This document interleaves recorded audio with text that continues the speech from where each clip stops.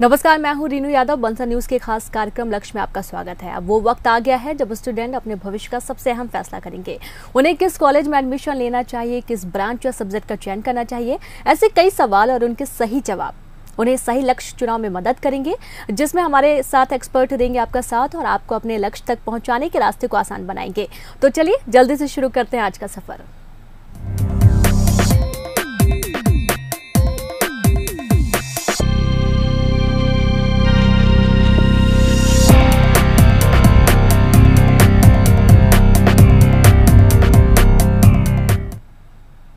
आज हम बात करेंगे एमबीए के बारे में और इसके लिए होने वाले एंट्रेंस एग्जाम कैट के बारे में, जिस पर ज़्यादा जानकारी देने के लिए आज हमारे साथ हैं अतुल भार्गव, जो कि बंसल ग्रुप ऑफ इंस्टीट्यूट के career guidance and placement department में ट्रेनर हैं और इस फील्ड में 10 साल से भी ज़्यादा का एक्सपीरियंस रखते हैं। साथ ही हमारे साथ हैं सृष्टि सिंह, जो Bansal institute of science and technology की ईसी ब्रांच की स्टूडेंट हैं और अब सृष्टि एमबीए करने जा रही हैं, जिसके लिए उन्होंने कैट क्लियर किया है और अब उनका सिलेक्शन IIM लखनऊ में हुआ है। अगर आप भी एमबीए के बारे में और इसके लिए होने वाले एंट्रेंस एग्जाम कैट के बारे में कुछ भी जानना चाहते हैं तो आप हमारे फ़ोन नंबर लगातार टीवी स्क्रीन पर फ्लैश हो रहे हैं। आप इन नंबर्स पर कॉल कर सकते हैं और अपने डाउट क्लियर कर सकते हैं सीधे एक्सपर्ट से। तो सबसे पहले अतुल जी आपके पास आते हैं। ट्रेनिंग डिपार्टमेंट में बंसल कॉलेज में क्या रोल प्ले करता है? जी, training department broadly 2 role play करता है। इसके लिए मैं थोड़ा सा पहले जाऊंगा, उस समय जब स्टूडेंट इंजीनियरिंग कॉलेज में एडमिशन लेता है। जब स्टूडेंट एडमिशन लेता है तो कहीं ना कहीं उसका मकसद होता है कि फाइनल ईयर ख़त्म होते होते उसके पास एक जॉब हो। अगर जॉब नहीं हो तो कम से कम एक पोस्ट ग्रेजुएशन करने के लिए एक बेहतर ऑप्शन हो। तो यहाँ पर ट्रेनिंग डिपार्टमेंट आता है। उसके लिए ये भी जानना ज़रूरी है कि कंपनीज़ जब आती हैं फाइनल ईयर में तो कंपनीज़ क्या क्वालिटीज़ देखती हैं स्टूडेंट में। कंपनीज़ 4 ब्रॉड क्वालिटीज़ देखती हैं। पहला, टेक्निकल स्किल्स, जिस ब्रांच से वो स्टूडेंट है उसके बारे में उसकी जानकारी कितनी अच्छी है। सेकेंडली, वो देखती हैं एप्टीट्यूड स्किल्स, जिसमें मैथमेटिक्स और रीजनिंग आता है। थर्डली, वो देखती हैं इंग्लिश, बच्चे का इंग्लिश कैसा है, स्पोकन इंग्लिश कैसा है, लिखने में कैसा है। एंड लास्टली, पर्सनालिटी से रिलेटेड, जिसमें ग्रुप डिस्कशन और इंटरव्यूज़ की बात होती है। तो इन 4 चीज़ों में से अगर हम पहली चीज़ को हटा दें, टेक्निकल, क्योंकि टेक्निकल सब्जेक्ट जो है वो स्टूडेंट कॉलेज में ऑटोमेटिकली पढ़ता है अपने सब्जेक्ट के फैकल्टीज से। बाकी 3 चीज़ें जो हैं, जिसमें एप्टीट्यूड है, इंग्लिश है, ग्रुप डिस्कशन, इंटरव्यूज़ है, इसका प्रिपरेशन उसे ट्रेनिंग डिपार्टमेंट से मिलता है, जिससे वो फाइनल ईयर आते आते इन तीनों चीज़ों में भी पूरी तरह से अच्छा रहे और कंपनी का एग्ज़ाम क्लियर कर पाए। सेकेंडली, हायर एजुकेशन का जब हम बात करते हैं, मान लीजिए स्टूडेंट चाहता है कि मुझे प्लेसमेंट अभी नहीं चाहिए, मुझे और पढ़ाई करनी है, अपना पोस्ट ग्रेजुएशन करना है, तो यहाँ पर भी ट्रेनिंग डिपार्टमेंट उन्हें सारे तरह के ऑप्शंस के बारे में बताता है। अलग अलग कॉम्पिटिटिव एग्ज़ाम्स, उसके लिए तैयारी कैसे करनी चाहिए, ये सारी जानकारी स्टूडेंट को देता है और स्टूडेंट उसके बाद अपनी पर्सनालिटी, अपने स्किल्स के हिसाब से अपना करियर चूज़ कर सकता है। जी बिल्कुल। और सृष्टि आपके पास आना चाहेंगे। एमबीए करने के बारे में आपने पहली बार कब सोचा, उसके लिए कैसे तैयारी की आपने? एमबीए हमारे कॉलेज में सेकेंड ईयर एंड में करियर काउंसलिंग सेशन हुआ था, मैंने वो अटेंड किया। वहाँ पे सर लोगों ने MBA related, GATE related, SSC related और सिविल सर्विस रिलेटेड सारे ऑप्शंस के बारे में डिस्कस किया था और मेरे प्रोफाइल और पर्सनालिटी के हिसाब से मुझे एमबीए सूट किया, तो मैंने फिर एमबीए के लिए ऑप्ट किया। जी बिल्कुल। सृष्टि, आपने अपनी कैट प्रिपरेशन के दौरान किन चीज़ों का ध्यान रखा था, मतलब किन चीज़ों का ध्यान रखना चाहिए आपके हिसाब से, और आप फ्यूचर में इनके मतलब गाइडेंस, क्या गाइडेंस देंगे आप बच्चों को कि किस तरह से तैयारी करनी चाहिए? ओके, तो मोस्ट इम्पॉर्टेंटली मैंने रेगुलर क्लासेस अटेंड करी थी। अपार्ट फ्रॉम दैट मैं रोज़ रेगुलर आके घर पे कम से कम 3 से 4 घंटे मैं रोज़ रेगुलर प्रैक्टिस करती थी, जो कि काफ़ी इम्पॉर्टेंट होता है। इसके अलावा मॉक्स कैट में काफ़ी वाइटल रोल प्ले करते हैं। मॉक्स दें रेगुलरली, बच्चे मॉक्स दें, प्लस एनालिसिस से क्या होता है, केवल मॉक्स देने से अपन को एग्ज़ाम में पूरा अपन को एक तरीके का कैसा हमें वहाँ पे क्या होगा, कैसा होगा, एक तरीके का एग्जाम्पल मिल जाता है। बट एनालिसिस से क्या होता है, हमें हमारी गलतियाँ पता पड़ती हैं। तो एनालिसिस बहुत इंपॉर्टेंट रोल प्ले करता है। इसके अलावा को करिकुलर एक्टिविटीज़। जनरली क्या होता है इंजीनियरिंग कॉलेजेस में, जब मेजर प्रोजेक्ट होते हैं या माइनर प्रोजेक्ट होते हैं, बच्चे तभी प्रोजेक्ट्स बनाते हैं जब ऊपर से फैकल्टीज़ की तरफ से प्रेशर होता है। जब भी मैं सजेस्ट करती हूँ कि फर्स्ट ईयर सेकेंड ईयर से ही आप बहुत सारे प्रोजेक्ट्स बनाएं, स्टूडेंट्स बहुत ज़्यादा से ज़्यादा प्रोजेक्ट्स करें। उससे क्या होता है कि हमें प्रैक्टिकल नॉलेज बहुत ज़्यादा मिलता है। प्लस आजकल बहुत सारे प्रोजेक्ट कॉम्पिटिशन्स होते हैं, लाइक स्टेट लेवल में सृजन हो गया, नेशनल लेवल हो गया, अलग अलग आईटीज़ NITs बहुत सारे ऐसे प्रोजेक्ट कंपटीशन कराते हैं, जिसमें क्या होता है जब अपन पार्टिसिपेट करते हैं तो हमें बहुत सारी चीज़ें सीखने को मिलती हैं। प्रैक्टिकल नॉलेज मिलता है, प्लस टेक्निकल नॉलेज भी हमें गेन होता है। तो मैं सजेस्ट करती हूँ कि स्टूडेंट्स ज़्यादा से ज़्यादा प्रोजेक्ट करें। मैंने खुद स्टेट लेवल, नेशनल लेवल में रिप्रेजेंट किया है अपने कॉलेज को, और बहुत सारे प्राइजेस भी जीते हैं उसमें दोनों साल। और इनके अलावा मैं एक्स्ट्रा करिकुलर एक्टिविटीज़ मैं सजेस्ट करती हूँ स्टूडेंट्स एक्स्ट्रा करिकुलर एक्टिविटीज़ पे बहुत ज़्यादा ध्यान दें, बिकॉज़ केवल एक बुकवर्म बन के आज के लाइफ में कुछ भी नहीं होने वाला। एक्स्ट्रा करिकुलर एक्टिविटीज़ बहुत सारी चीज़ें हेल्प करती हैं स्टूडेंट्स में, लाइक कॉन्फिडेंस बढ़ाती हैं हमें। अलग अलग बाहर जाके हम मार्केट में देखते हैं कि मीन्स क्या हो रहा है, तो वो काफ़ी हेल्पफुल रहती है। इनफैक्ट मेरा पर्सनल एक्सपीरियंस है IIM इंटरव्यूज़ का, सो वहाँ पे भी मेरे 60 to 70% क्वेश्चंस मेरे एक्स्ट्रा करिकुलर एक्टिविटीज़ और प्रोजेक्ट से रिलेटेड थे। तो मुझे इंटरव्यू देने में भी बहुत मज़ा आ रहा था, सामने वाले जो इंटरव्यू मेरा ले रहे थे उन्हें भी काफ़ी अच्छा लग रहा था। तो एक प्रेशर का टेंशन मतलब था ही नहीं, कुछ इंटरेस्टिंग था वो। तो मैं चाहती हूँ कि केवल बुकवर्म ना बने, एक्स्ट्रा करिकुलर एक्टिविटीज़ प्लस को करिकुलर एक्टिविटीज़ सारी चीज़ें ध्यान दे के करें। जी बिल्कुल, और खुद की पढ़ाई का एनालिसिस खुद ही करें और प्रोजेक्ट में ज़्यादा से ज़्यादा ध्यान दें। हमारे साथ भी परिया से निकिता दुबे हमारे साथ जुड़ी हैं। निकिता, स्वागत है आपका बंसल न्यूज़ में। आप क्या पूछना चाहती हैं? नमस्कार मैम। हेलो जी निकिता जी नमस्ते, आप क्या पूछना चाहती हैं? जी हाँ, मेरा बेटा अभी 12th पास हुआ है, तो हम उसको MBA कराने के आगे मतलब उसका MBA कराना है, तो हम सोचे बिजनेस मैनेजमेंट से BBA कराएं, तो क्या आपके कॉलेज में ये व्यवस्था है?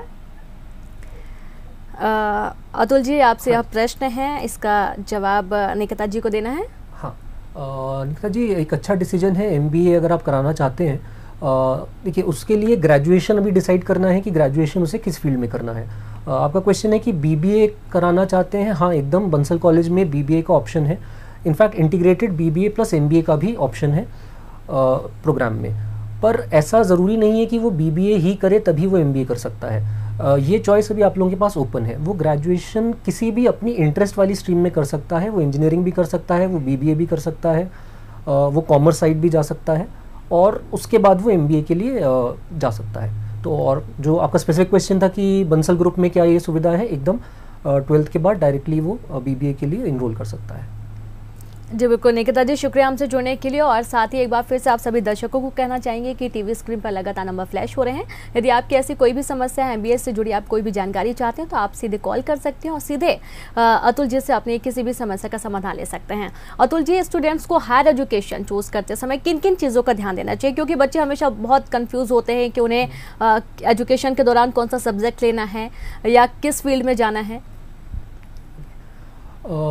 जो हायर एजुकेशन का अगर हम बात कर रहे हैं यहाँ पर, क्योंकि मैं समझ रहा हूँ कि हमारे दर्शक 12th क्लास के स्टूडेंट्स भी होंगे और ग्रेजुएशन के स्टूडेंट्स भी होंगे, तो मैं दोनों को नज़र में रखते हुए इसका आंसर देना चाहूँगा।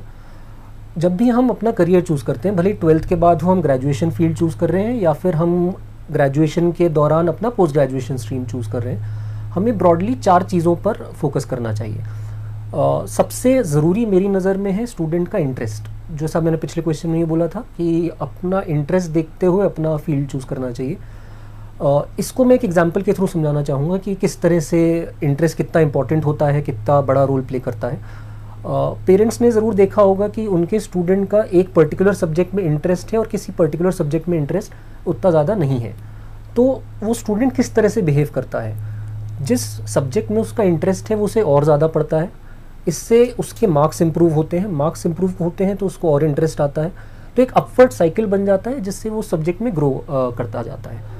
वहीं अगर एक ऐसा सब्जेक्ट है जिसमें उसका इंटरेस्ट नहीं है तो वो कतराता है उस सब्जेक्ट को पढ़ने से, वो उसको कम पढ़ेगा तो उसके मार्क्स और कम आएंगे और इंटरेस्ट लूज़ करेगा और एक डाउनवर्ड साइकिल बन जाता है। सेम चीज़ ट्रू है हर तरह के करियर में। अगर स्टूडेंट को एक ऐसा काम करने पे मजबूर किया जाएगा आगे चल के जिसमें उसका इंटरेस्ट नहीं है, तो उसका परफॉर्मेंस उतना अच्छा नहीं रहेगा। परफॉर्मेंस अच्छा नहीं रहेगा तो शायद उसे प्रमोशन उतना जल्दी नहीं मिलेंगे और वो डिमोटिवेट होगा, खुश नहीं रह पाएगा। तो इसलिए पहला चीज़ जो था इंटरेस्ट, वो बहुत बड़ा रोल प्ले करेगा। नाउ सिर्फ इंटरेस्ट से भी काम नहीं चलेगा, इंटरेस्ट के साथ साथ स्किल्स बहुत ज़रूरी हैं कि स्टूडेंट में वो पर्टिकुलर करियर को परस्यू करने का, उसमें अच्छा करने का स्किल्स है या नहीं है। जस्ट एक एग्जांपल मैं लेता हूँ कि अगर स्टूडेंट का इंटरेस्ट है कि मुझे क्रिकेट खेलना है, क्रिकेटर बनना है, जो ऑब्वियसली आजकल बहुत हाई पेइंग जॉब है, अभी IPL ख़त्म हुआ है कल, पर उसका स्किल्स नहीं है, वो अच्छा नहीं खेल पाता, उसका वो फिज़िकली फिट नहीं है, तो शायद वो बहुत अच्छा क्रिकेटर नहीं बन पाएगा। तो उस जगह स्किल्स भी इंपॉर्टेंट होती हैं कि स्किल्स होना चाहिए। थर्डली, स्किल्स है, इंटरेस्ट है, पर अगर उस फील्ड में स्कोप नहीं होगा तो स्टूडेंट बहुत आगे नहीं जा पाएगा। एग्जाम्पल के थ्रू मैं लेता हूँ एक MBA, क्योंकि MBA का आज हम बात कर रहे हैं। MBA और एक करियर है सिंगिंग। आज MBA का अगर हम बात करें तो उसमें स्कोप है, हम कहीं से भी MBA करते हैं, एक डिसेंट कॉलेज से MBA करते हैं, कंपनीज आएंगी, हमें जॉब देंगी और हमारा लाइफ उसके हिसाब से चलेगा। जी बिल्कुल। पर अगर हम आज singing as a career choose करते हैं, हमारा इंटरेस्ट है, हम अच्छा गाते हैं, हमारा स्किल्स भी है, पर स्कोप क्या है? ऑब्वियसली स्कोप है, पर बहुत सिलेक्टेड लोगों के लिए, यानी कि हमें बहुत मेहनत करना पड़ेगा, बहुत अच्छा सिंगर बनना पड़ेगा, तब हम ग्रो करेंगे। अगर हम एवरेज सिंगर हैं, जस्ट अबव एवरेज सिंगर हैं, तो शायद हम उतना ग्रो नहीं कर पाएंगे। तो इसलिए स्कोप भी देखना चाहिए स्टूडेंट को। एंड लास्टली, जिसे हम जनरली इग्नोर करते हैं, दैट इज़ कॉम्पिटिशन। कि जिस फील्ड को, जिस एजुकेशन में हम जाना चाह रहे हैं, जिस एग्ज़ाम का हम प्रिपरेशन कर रहे हैं, उसमें कंपटीशन कितना है। नाउ छोटा सा एग्जांपल लेता हूँ, बैंक PO के लिए SBI PO का बात करते हैं। यहाँ पर एक कंसेप्ट रहता है लोगों का कि ग्रेजुएशन के बाद अगर SBI PO में जॉब मिल जाता है तो उससे अच्छा कुछ भी नहीं है। पर अगर कंपटीशन को देखें कि कितने लोग देते हैं, एक रफ फिगर जो मेरी नज़र में, दैट इज़ अराउंड 15 लाख लोग इस एग्ज़ाम के लिए बैठते हैं, इस साल बैठे थे। और SBI PO वैकेंसीज़ कितनी निकालता है? इस साल करीब 2400 वैकेंसीज़ निकाली थी। तो 15 लाख लोग 2400 सीट के लिए फ़ाइट कर रहे हैं, विच इज़ अप्रॉक्सीमेटली, अब मान के चलिए 800 में से एक जना सेलेक्ट होगा। तो कंपटीशन बहुत ज़्यादा है। क्या मैं ये कहना चाह रहा हूँ कि अगर कंपटीशन ज़्यादा है तो स्टूडेंट को तैयारी नहीं करनी चाहिए? नहीं, एकदम नहीं। उसको मेहनत उस हिसाब से करनी चाहिए कि अगर 800 में से एक जने का ही सिलेक्शन होने वाला है तो मेहनत भी ऐसी होनी चाहिए कि 800 में से वो टॉप 1 में आए, राइट। सेकेंडली, मेरा सजेशन ये भी रहता है कि एक बैकअप भी लेके चलना चाहिए इतने टफ कॉम्पिटिटिव एग्जाम्स के लिए, कि अगर नहीं होता है इन केस तो कुछ और ऑप्शन स्टूडेंट के पास रहे। तो इन 4 चीज़ों का मिक्सचर अगर स्टूडेंट लेके चलता है तो मोर और लेस वो अपने करियर में खुश भी रहेगा और काफ़ी अच्छा भी करेगा। जी बिल्कुल। और हमारे साथ कवर्धा से नेक्स्ट कॉलर गोवर्धन हमसे जुड़ रहे हैं। गोवर्धन जी, स्वागत है आपका बंसल न्यूज़ में। आप क्या पूछना चाहते हैं? हेलो जी, गोवर्धन जी, आप क्या पूछना चाहते हैं? जैसे मैंने BA कंप्लीट कर डाला है जी, और उसके बाद मेरे को MBA करना है, तो गवर्नमेंट सीट मिलती है क्या मैम आपके में? गोवर्धन जी, आप एक बार फिर से बोलिए और थोड़ा तेज बोलिए, आपकी सही आवाज हम तक नहीं पहुंच पा रही है।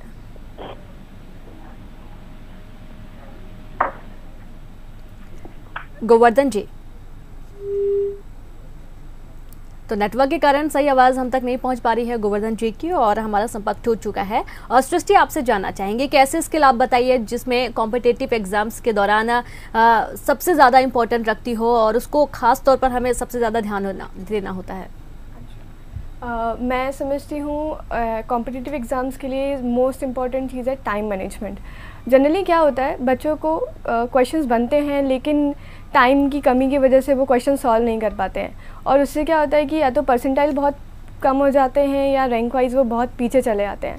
तो मैं समझती हूँ time management is most important. उसके लिए अतुल सर ने हमें स्पीड मैथ्स की क्लास करवाई थी।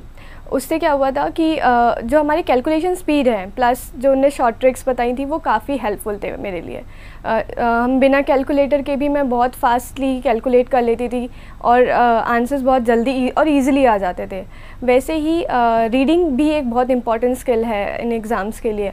तो उसके लिए रत्नाबा सर ने हमें स्पीड रीडिंग की क्लास कराई थी। जैसे पहले मेरी जो स्पीड थी 150 वर्ड्स पर मिनट थी, अब लेकिन जो उस कोर्स के बाद आज मेरी जो एफिशिएंसी है वो 650 वर्ड्स पर मिनट है, जो कि काफ़ी अच्छा इम्प्रूवमेंट है।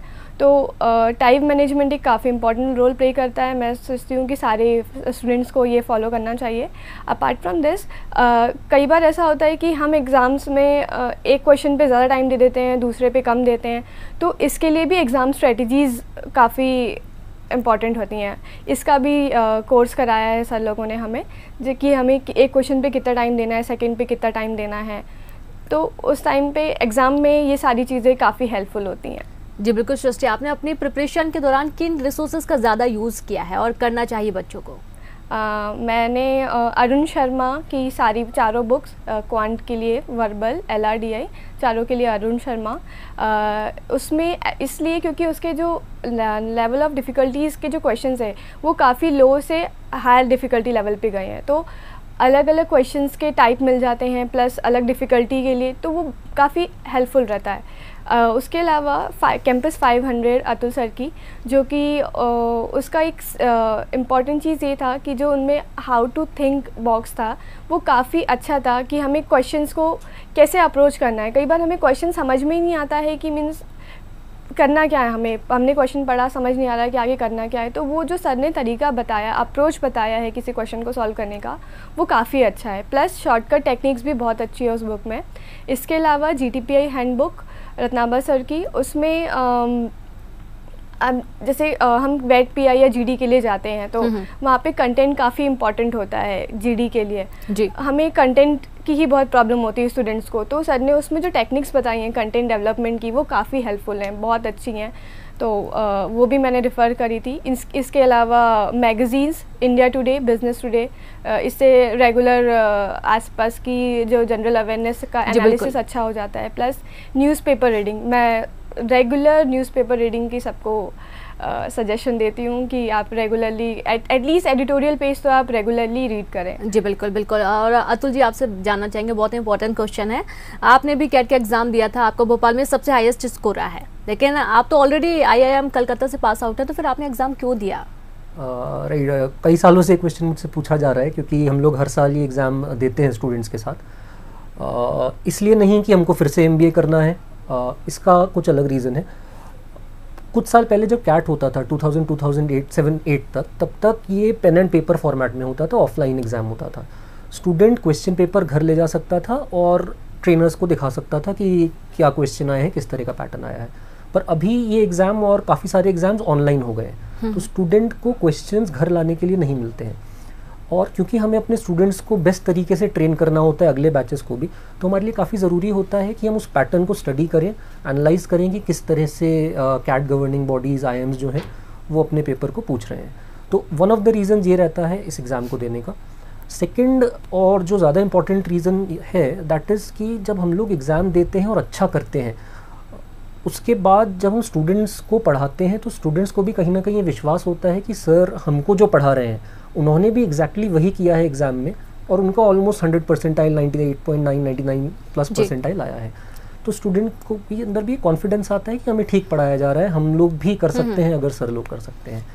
तो ये ब्रॉडली 2 रीज़न्स हैं जिस वजह से एग्ज़ाम देते हैं। मेरा सजेशन टीचर्स के लिए भी ये रहता है जनरली कि किसी ना किसी तरह का एग्ज़ाम अपने सब्जेक्ट एरिया से रिलेटेड दिया जाए, ताकि खुद को टेस्ट कर पाए।